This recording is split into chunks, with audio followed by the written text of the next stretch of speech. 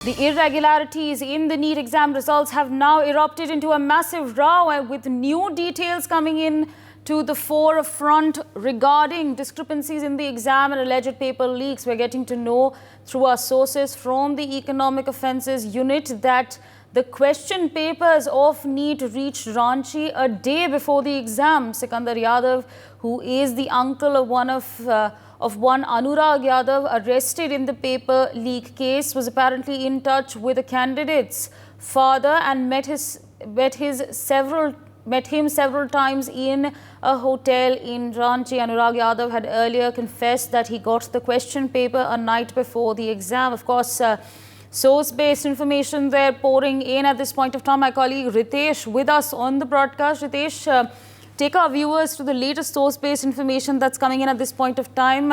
More and more details as far as the paper leak are now coming into the picture.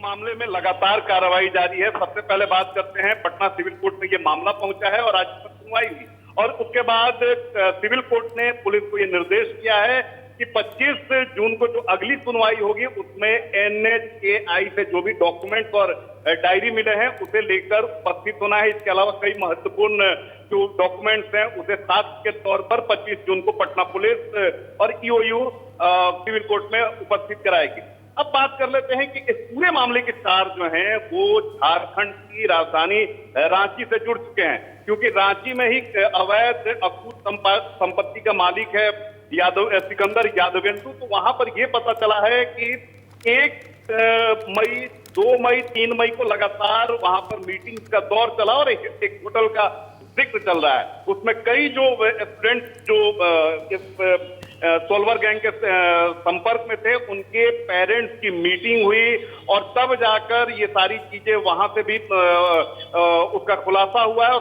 बात ये भी पता चली है कि कई सेंटर पर, जिस तरीके से पटना में कई सेंटर पर परीक्षा से पहले प्रश्न पत्र पहुंच गए थे, कई जो अभ्यर्थी हैं उन्हें प्रश्न पत्र रात में रटवाया गया था, ठीक उसी तर्ज लाइन लेंथ पर रांची में भी परीक्षा से ठीक एक दिन पहले यानी 4 मई को कई सारे परीक्षार्थियों के पास क्वेश्चन पेपर पहुंचा और उन्होंने उसी तरीके से जिस तरह से पटना में रट्टा लगाया था परीक्षार्थियों ने, वहां भी उन्होंने रट्टा लगाया और नेक्स्ट डे एग्जाम में बैठे। तो रांची में अब कौन कौन से लोग इस नेक्सस में शामिल हैं, अब इस और भी EOU की जांच जो है वो आगे बढ़ चली है और वहां भी लोगों से हो सकता है कि अगले 1-2 दिनों में पूछताछ हो। For more such videos, subscribe to the NewsX YouTube channel, hit the bell icon.